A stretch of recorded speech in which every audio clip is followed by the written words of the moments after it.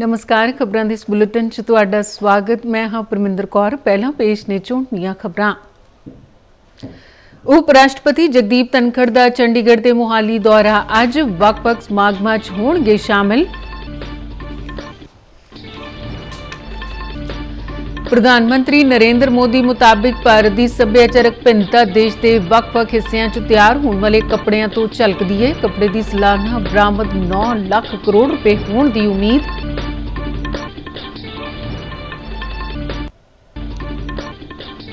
अमरीका तो डिपोर्ट किए भारतीय नागरिकों को लैके तीजा फौजी जहाज कल रात अमृतसर पुज्जा। डिपोर्ट किए भारतीय नागरिकों में 31 पंजाब के सब तो वध 6 जिला गुरदासपुर दे।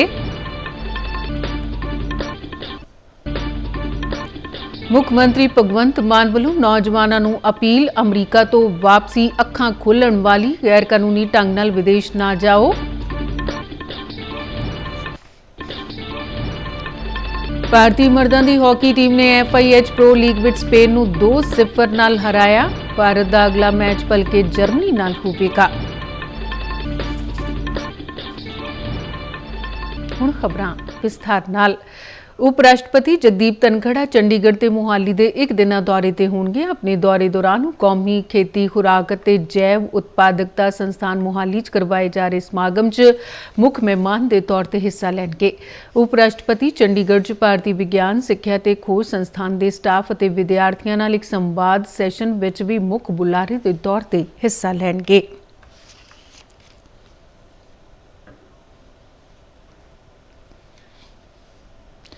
प्रधानमंत्री नरेंद्र मोदी ने कहा कि वह साल 2030 तो पहला कपड़ा सैक्टर में सालाना बरामद 9 लाख करोड़ रुपए का टीचा हासिल करने प्रति आसवंद ने। नवी दिल्ली च भारत टैक्स 2025 ਨੂੰ संबोधन करदे मोदी ने कहा कि मौजूदा समय च असीं टैक्सटाइल्स ਅਤੇ एपरल के मामले च दुनिया च 6वें सब तो वड्डे बरामदकार हाँ। मुल्क करीब 3 लाख करोड़ रुपए का कपड़ा बरामद करदा है। असीं 3 गुना टीचा हासिल करने वाल अगे वध रहे हैं। जिस ढंग नाल काम चल रहा है असीं ये टीचा 2030 तो पहला ही हासिल कर लवांगे। प्रधानमंत्री ने कहा कि भारत टैक्सटाइल वड्डा आलमी समागम बनता जा रहा है, जिस 120 तो वध मुल्क हिस्सा ले रहे हैं। उन्होंने कहा कि मुल्क उच्च दर्जे का कार्बन फाइबर बनाने की दिशा वाल अगां वध रहा है। उन्होंने बैंकिंग सैक्टर को अपील की कि वह टैक्सटाइल सैक्टर को सहायता प्रदान करे, क्योंकि एक इकाई च 75 करोड़ रुपए पूंजीकारी की लोड़ होंदी है तो 2000 व्यक्तियों को रोजगार दिंदी है। प्रधानमंत्री ने टैक्सटाइल सैक्टर लिए अपनी 5F पहुंच की रूपरेखा का जिक्र किया, जिस विच फार्म तो फाइबर, फैक्ट्री नूं फाइबर, फैक्ट्री तो फैशन, फैशन तो फॉरन शामिल है। उन्होंने कहा कि पहुंच किसानां, बुनकरां, डिजाइनरां ते व्यापारियों लिए नवे मौके पैदा कर रही है। 2030 तक हम इसे 9 लाख करोड़ रुपए तक लेकर जाएंगे। साथियों, इस सफलता के पीछे पूरे 1 दशक की मेहनत है। 1 दशक की कंसिस्टेंट पॉलिसी है। इसलिए पिछले 1 दशक में हमारे टेक्सटाइल सेक्टर में विदेशी निवेश 2 गुना हुआ है। अमरीका च गैर कानूनी ढंग नाल रह रहे 112 होर भारतीयों को लैके फौज का एक विशेष जहाज देर रात अमृतसर के श्री गुरु रामदास जी कौमांतरी हवाई अड्डा राजा सांसी विखे पहुंचा। ट्रंप प्रशासन वालों गैर कानूनी प्रवासियों खिलाफ वड्डी मुहिम तहत भारतीयों को लैके तीजा जहाज पुज्जा। रिपोर्ट हुए भारतीय नागरिकों विचों पंजाब के 31, हरियाणा के 44, गुजरात के 33, हिमाचल प्रदेश के उत्तराखंड के 21 और उत्तर प्रदेश के 2 नागरिक शामिल ने। परते भारतीय नागरिकों में 19 महिलावां ते 14 नाबालग भी शामिल ने। उन्होंने ठिकाने ते पहुंचाने लई उचेचे तौर पर प्रबंध किए गए हैं। वापसी अज दस्तावेज़ों की जांच मगरों शुरू हो रही है।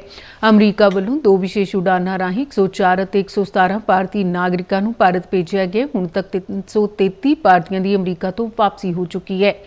अमरीकी हवाई फौज का एक जहाज शनिवार रात अमृतसर के हवाई अड्डे ते उतरिया सी, जिस विच पंजाब के 65 नागरिकों समेत 117 भारतीय सवार सन। पहली उड़ान राही रिपोर्ट किए गए नागरिकों में 30 पंजाब के सन। कल परते 31 पंजाबियों च गुरदासपुर के 6, अमृतसर ते जलंधर के 4-4, ਕਪੂਰਥਲਾ ਤੇ ਫਿਰੋਜ਼ਪੁਰ ਦੇ 3-3, ਹੁਸ਼ਿਆਰਪੁਰ, ਲੁਧਿਆਣਾ, ਮਾਨਸਾ ਤੇ ਪਟਿਆਲਾ ਦੇ 2-2, ਮੋਹਾਲੀ, ਨਵਾਂਸ਼ਹਿਰ ਤੇ ਸੰਗਰੂਰ ਦੇ 1-1 ਵਿਅਕਤੀ ਸ਼ਾਮਿਲ ਨੇ।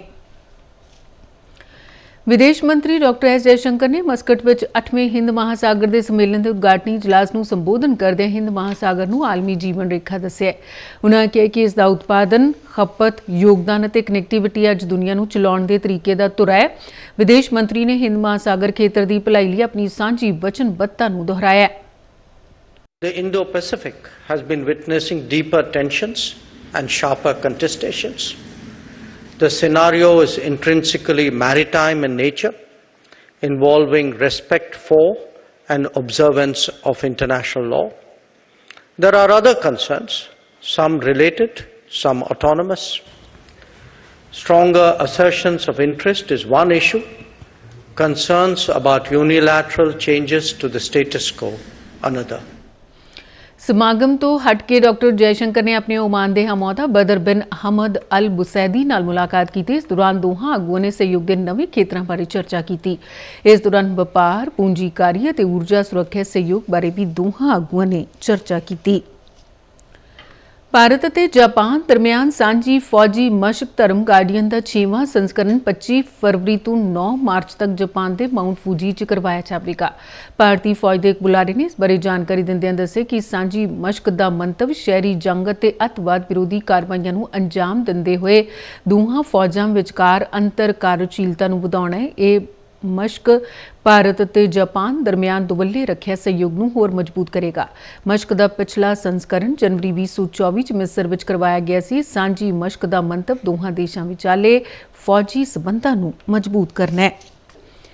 ਮੁੱਖ ਮੰਤਰੀ ਭਗਵੰਤ ਮਾਨ ਨੇ ਸੂਬੇ ਦੇ ਨੌਜਵਾਨਾਂ ਨੂੰ ਅਪੀਲ ਕੀਤੀ ਹੈ ਕਿ ਅਮਰੀਕਾ ਤੋਂ ਗੈਰ ਕਾਨੂੰਨੀ ਪ੍ਰਵਾਸੀਆਂ ਦੀ ਵਾਪਸੀ ਤੋਂ ਸਬਕ ਸਿੱਖਣ ਅਤੇ ਗਲਤ ਤਰੀਕਿਆਂ ਨਾਲ ਵਿਦੇਸ਼ ਜਾਣ ਦੀ ਸੋਚ ਤਿਆਗ ਕੇ ਆਪਣੇ ਸੂਬੇ ਨੂੰ ਦੇਸ਼ ਵਿੱਚ ਮੋਹਰੀ ਬਣਾਉਣ ਲਈ ਸਖਤ ਮਿਹਨਤ ਕਰਨ।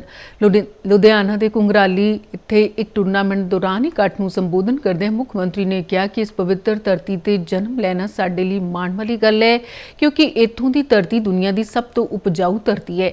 ਉਨ੍ਹਾਂ ਅਫਸੋਸ ਪ੍ਰਗਟਾਇਆ ਕਿ ਸੂਬੇ 'ਚ ਪਿਛਲੀਆਂ ਸਰਕਾਰਾਂ ਦੀ ਨਾਕਾਮੀ ਕਾਰਨ ਨੌਜਵਾਨ ਬਿਹਤਰ ਭਵਿੱਖ ਦੀ ਭਾਲ ਵਿੱਚ ਹੋਰ ਮੁਲਕਾਂ ਵੱਲ ਪ੍ਰਵਾਸ ਕਰਨ ਲਈ ਮਜਬੂਰ ਸਨ। ਮਾਨ ਨੇ ਕਿਹਾ ਕਿ ਅਮਰੀਕਾ ਤੋਂ ਸਮੂਹਿਕ ਵਾਪਸੀ ਸਾਡੇ ਸਾਰਿਆਂ ਲਈ ਅੱਖਾਂ ਖੁੱਲ੍ਹਣ ਵਾਲੀ ਹੈ ਤੇ ਹੁਣ ਸਾਨੂੰ ਗੈਰ ਕਾਨੂੰਨੀ ਢੰਗ ਨਾਲ ਵਿਦੇਸ਼ ਨਹੀਂ ਜਾਣਾ ਚਾਹੀਦਾ, ਸਗੋਂ ਸੂਬੇ ਦੇ ਸਮਾਜਿਕ ਆਰਥਿਕ ਵਿਕਾਸ ਲਈ ਸਖਤ ਮਿਹਨਤ ਕਰਨੀ ਚਾਹੀਦੀ ਹੈ। ਮੁੱਖ ਮੰਤਰੀ ਨੇ ਕਿਹਾ ਕਿ ਖੇਡ ਸੱਭਿਆਚਾਰ ਨੂੰ ਉਤਸ਼ਾਹਿਤ ਕਰਨਾ ਸੂਬਾ ਸਰਕਾਰ ਦੀ ਨਸ਼ਿਆਂ ਵਿਰੁੱਧ ਮੁਹਿੰਮ 'ਚ ਸਭ ਤੋਂ ਮਹੱਤਵਪੂਰਨ ਜ਼ਰੀਆ ਹੋ ਸਕਦਾ ਹੈ। ਉਨ੍ਹਾਂ ਕਿਹਾ ਕਿ ਖੇਡਾਂ ਨੂੰ ਉਤਸ਼ਾਹਿਤ ਕਰਨ ਨਾਲ ਨੌਜਵਾਨਾਂ ਦੀ ਊਰਜਾ ਨੂੰ ਖੇਡਾਂ 'ਚ ਮੱਲਾਂ ਮਾਰਨ ਲਈ ਵਰਤਿਆ ਜਾ ਰਿਹਾ ਹੈ। ਭਗਵੰਤ ਸਿੰਘ ਮਾਨ ਨੇ ਅੱਗੇ ਆਖਿਆ ਕਿ ਖੇਡਾਂ 'ਚ ਰੁੱਝੇ ਨੌਜਵਾਨਾਂ ਕੋਲ ਨਸ਼ਿਆਂ ਵੱਲ ਦੇਖਣ ਦਾ ਸਮਾਂ ਹੀ ਨਹੀਂ ਹੁੰਦਾ, ਕਿਉਂਕਿ ਉਹ ਆਪਣੇ ਖੇਤਰਾਂ ਵਿੱਚ ਮੱਲਾਂ ਮਾਰਨ ਲਈ ਆਪਣੀ ਪੂਰੀ ਤਾਕਤ ਲਾ ਰਹੇ ਹੁੰਦੇ ਨੇ।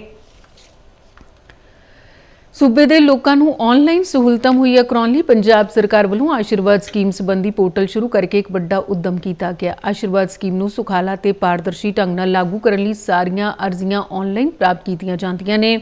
ਇਸ ਪੋਰਟਲ ਰਾਹੀਂ ਗਰੀਬ ਪਰਿਵਾਰ ਘਰ ਬੈਠੇ ਹੀ ਆਨਲਾਈਨ ਅਪਲਾਈ ਕਰਕੇ ਆਰਥਿਕ ਸਹਾਇਤਾ ਦਾ ਲਾਭ ਲੈ ਰਹੇ ਨੇ। ਇਸ ਸੰਬੰਧੀ ਸਮਾਜਿਕ ਨਿਆਂ, ਅਧਿਕਾਰਤਾ ਤੇ ਘੱਟ ਗਿਣਤੀ ਮੰਤਰੀ ਡਾਕਟਰ ਬਲਜੀਤ ਕੌਰ ਨੇ ਕਿਹਾ ਕਿ ਪੰਜਾਬ ਸਰਕਾਰ ਵੱਲੋਂ ਅਨੁਸੂਚਿਤ ਜਾਤੀਆਂ, ਪਛੜੀਆਂ ਸ਼੍ਰੇਣੀਆਂ ਅਤੇ ਆਰਥਿਕ ਤੌਰ ਤੇ ਕਮਜ਼ੋਰ ਵਰਗ ਨਾਲ ਸੰਬੰਧਿਤ ਸਾਰੀਆਂ ਨਵੀਨਤਮ ਆਨਲਾਈਨ ਸੇਵਾਵਾਂ ਮੁਹੱਈਆ ਕਰਵਾਈਆਂ ਜਾ ਰਹੀਆਂ ਨੇ। ਕੈਬਨਿਟ ਮੰਤਰੀ ਲਾਲਚੰਦ ਕਟਾਰੂ ਚੱਕ ਮਮੂਨ ਤੋਂ ਮਾਧੋਪੁਰ ਤੱਕ ਡਿਫੈਂਸ ਸੜਕ ਨੂੰ ਚੌੜਾ ਤੇ ਮਜ਼ਬੂਤ ਕਰਨ ਦੇ ਪ੍ਰੋਜੈਕਟ ਦਾ ਨੀਂਹ ਪੱਥਰ ਰੱਖਿਆ। 16 ਕਿਲੋਮੀਟਰ ਲੰਬੀ ਇਹ ਸੜਕ 10 ਕਰੋੜ 9 ਲੱਖ ਰੁਪਏ ਦੀ ਲਾਗਤ ਨਾਲ ਤਿਆਰ ਕੀਤੀ ਜਾਵੇਗੀ। ਇਸ ਸੜਕ ਦੀ ਚੌੜਾਈ ਪਹਿਲਾਂ 23 ਫੁੱਟ ਸੀ, ਜਿਸ ਨੂੰ ਹੁਣ ਵਧਾ ਕੇ 33 ਫੁੱਟ ਕੀਤਾ ਜਾਵੇਗਾ। ਉਨ੍ਹਾਂ ਕਿਹਾ ਕਿ ਸੂਬਾ ਵਾਸੀਆਂ ਦੇ ਜੀਵਨ ਪੱਧਰ ਨੂੰ ਬਿਹਤਰ ਬਣਾਉਣ ਲਈ ਹਰ ਖੇਤਰ ਵਿੱਚ ਵੱਡੇ ਪ੍ਰੋਜੈਕਟ ਉਲੀਕੇ ਗਏ ਨੇ। ਉਨ੍ਹਾਂ ਕਿਹਾ ਕਿ ਮਮੂਨ ਤੋਂ ਮਾਧੋਪੁਰ ਡਿਫੈਂਸ ਰੋਡ ਤੇ ਆਵਾਜਾਈ ਵਧੇਰੀ ਹੋਣ ਕਰਕੇ ਇੱਥੇ ਭਿਆਨਕ ਹਾਦਸੇ ਵਾਪਰ ਰਹੇ ਸਨ ਤੇ ਕਈ ਜਾਨਾਂ ਚਲੀਆਂ ਗਈਆਂ, ਜਿਸ ਕਾਰਨ ਇਸ ਸੜਕ ਨੂੰ ਚੌੜਾ ਤੇ ਮਜ਼ਬੂਤ ਕਰਨ ਦੀ ਮੰਗ ਉੱਠ ਰਹੀ ਸੀ। ਇਸ ਸੜਕ ਦੇ ਬਣਨ ਨਾਲ ਇਲਾਕੇ ਦੇ ਲੋਕਾਂ ਨੂੰ ਵੱਡੀ ਰਾਹਤ ਮਿਲੇਗੀ। ਇਸ ਤੋਂ ਇਲਾਵਾ ਮਮੂਨ ਕੈਂਟ ਜਿੱਥੇ ਭਾਰਤੀ ਫੌਜ ਮੌਜੂਦ ਨੂੰ ਵੀ ਵੱਡੀ ਰਾਹਤ ਮਿਲੇਗੀ। ਉਨ੍ਹਾਂ ਕਿਹਾ ਕਿ ਪਠਾਨਕੋਟ ਜ਼ਿਲ੍ਹੇ 'ਚ ਇਹ ਸੜਕ ਸਭ ਤੋਂ ਚੌੜੀ ਹੋਵੇਗੀ। ਅੱਜ ਸਵੇਰੇ 5:36 ਤੇ ਦਿੱਲੀ NCR ਵਿੱਚ ਭੂਚਾਲ ਦੇ ਜ਼ਬਰਦਸਤ ਝਟਕੇ ਮਹਿਸੂਸ ਕੀਤੇ ਗਏ। ਲੋਕ ਡਰ ਗਏ ਤੇ ਘਰਾਂ ਤੋਂ ਬਾਹਰ ਆ ਗਏ। ਫਿਲਹਾਲ ਕਿਸੇ ਤਰ੍ਹਾਂ ਦੇ ਨੁਕਸਾਨ ਦੀ ਕੋਈ ਸੂਚਨਾ ਨਹੀਂ ਹੈ। ਕੌਮੀ ਭੂਚਾਲ ਕੇਂਦਰ ਮੁਤਾਬਿਕ ਰਿਕਟਰ ਪੈਮਾਨੇ ਤੇ ਭੂਚਾਲ ਦੀ ਤੀਬਰਤਾ 4 ਮਾਪੀ ਗਈ। ਇਸ ਦਾ ਧੁਰਾ ਜ਼ਮੀਨ ਤੋਂ ਲਗਭਗ 5 ਕਿਲੋਮੀਟਰ ਹੇਠਾਂ ਸੀ। ਆਯੁਸ਼ ਮੰਤਰਾਲੇ ਨੇ ਕੁਮਾਂਤਰੀ ਯੋਗ ਦਿਹਾੜੇ ਦੇ 2025 ਸੰਸਕਰਨ ਲਈ ਬਕਾਰੀ ਪ੍ਰਧਾਨ ਮੰਤਰੀ ਯੋਗ ਪੁਰਸਕਾਰਾਂ ਲਈ ਨਾਮਜ਼ਦਗੀਆਂ ਦੀ ਸ਼ੁਰੂਆਤ ਦਾ ਐਲਾਨ ਕੀਤਾ ਹੈ। ਇਹ ਪੁਰਸਕਾਰ ਉਹਨਾਂ ਵਿਅਕਤੀਆਂ ਤੇ ਸੰਸਥਾਵਾਂ ਨੂੰ ਮਾਨਤਾ ਦਿੰਦੇ ਨੇ ਜਿਨ੍ਹਾਂ ਨੇ ਕੌਮੀ ਅਤੇ ਕੁਮਾਂਤਰੀ ਪੱਧਰ ਤੇ ਯੋਗ ਦੇ ਪ੍ਰਚਾਰ ਅਤੇ ਵਿਕਾਸ ਲਈ ਮਹੱਤਵਪੂਰਨ ਅਤੇ ਨਿਰੰਤਰ ਯੋਗਦਾਨ ਪਾਇਆ ਹੈ। ਪ੍ਰਧਾਨ ਮੰਤਰੀ ਯੋਗ ਅਵਾਰਡ ਦਾ ਮੰਤਵ ਖੇਤਰ ਵਿੱਚ ਮਿਸਾਲੀ ਯੋਗਦਾਨ ਨੂੰ ਸਤਿਕਾਰ ਦੇਣਾ ਹੈ। ਪੁਰਸਕਾਰ ਕੌਮੀ, ਵਿਅਕਤੀਗਤ, ਕੌਮੀ ਸੰਗਠਨ, ਕੁਮਾਂਤਰੀ ਵਿਅਕਤੀਗਤ ਤੇ ਕੁਮਾਂਤਰੀ ਸੰਗਠਨ ਸ਼੍ਰੇਣੀਆਂ 'ਚ ਪ੍ਰਦਾਨ ਕੀਤੇ ਜਾਣਗੇ। ਹਰੇਕ ਜੇਤੂ ਨੂੰ ਟਰਾਫੀ, ਸਰਟੀਫਿਕੇਟ ਅਤੇ 25 ਲੱਖ ਰੁਪਏ ਦਾ ਨਕਦ ਇਨਾਮ ਦਿੱਤਾ ਜਾਵੇਗਾ। ਅਪਲਾਈ ਕਰਨ ਵਾਲੇ ਵਿਅਕਤੀ ਦੀ ਉਮਰ 40 ਸਾਲ ਜਾਂ ਇਸ ਤੋਂ ਵੱਧ ਹੋਣੀ ਚਾਹੀਦੀ ਹੈ ਤੇ ਯੋਗਾ ਪ੍ਰਚਾਰ ਵਿੱਚ ਘੱਟੋ-ਘੱਟ 20 ਸਾਲ ਦਾ ਸਮਰਪਿਤ ਅਨੁਭਵ ਹੋਣਾ ਚਾਹੀਦਾ ਹੈ। ਅਰਜ਼ੀਆਂ ਤੇ ਨਾਮਜ਼ਦਗੀਆਂ ਮਾਈਗੋਵ ਪਲੇਟਫਾਰਮ ਰਾਹੀਂ ਇਸ ਸਾਲ 31 ਮਾਰਚ ਨੂੰ ਜਾਂ ਇਸ ਤੋਂ ਪਹਿਲਾਂ ਜਮ੍ਹਾਂ ਕੀਤੀਆਂ ਜਾ ਸਕਦੀਆਂ ਨੇ।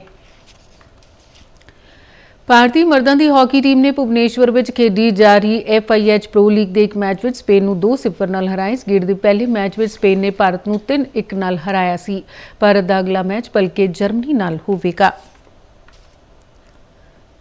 ਪ੍ਰੀਖਿਆ ਪੇ ਚਰਚਾ 'ਚ ਖੇਡਾਂ ਦੀ ਮਹੱਤਤਾ ਬਾਰੇ ਸਾਂਝੀ ਕੀਤੀ ਗਈ ਜਾਣਕਾਰੀ ਦਾ ਪੂਰਾ ਐਪੀਸੋਡ ਭਲਕੇ ਸਵੇਰੇ 10 ਵਜੇ ਪ੍ਰਸਾਰਿਤ ਕੀਤਾ ਜਾਵੇਗਾ, ਜਿਸ ਦੇ ਚਲਦਿਆਂ 10 ਵਜੇ ਖਬਰਾਂ ਦੇ ਬੁਲੇਟਿਨ ਦਾ ਪ੍ਰਸਾਰਣ ਨਹੀਂ ਹੋਵੇਗਾ। Failure is the biggest part of success. मैं बहुत सारे चैलेंजिंग फेस करके मुझे चैंपियन बनना पड़ा। कोई भी सक्सेस बिना फेलियर के कभी भी नहीं आती है। मुझे भी ऐसे कर रहा तो आप लोग क्यों नहीं कर सकते। Welcome to Pariksha Pe Charcha 2025. Six-time world champion Mary Kom,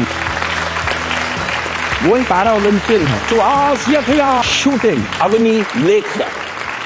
If you want to shine like a sun, burn like a sun. हम डरते उन चीजों से हैं जिनके बारे में हमें नॉलेज नहीं होती। प्रधानमंत्री नरेंद्र मोदी जी, उसका बुक में भी एक लिखा गया है, be your own anchor. So how do I have that dare to take challenges in life? You just go on, conquer whatever you wish to. Don't compare yourself to other people. हवाओं ने कोशिश बहुत की मगर चिराग जलते रहे। हम focus कैसे रह सकते हैं? तो डिस्ट्रैक्शन है ना, उनसे थोड़ा दूर रहना पड़ेगा। Your mind is your greatest friend and your greatest enemy. I just want to prove myself for the whole girl, for the whole woman in our country. आप तो आसमान छू सकते हैं।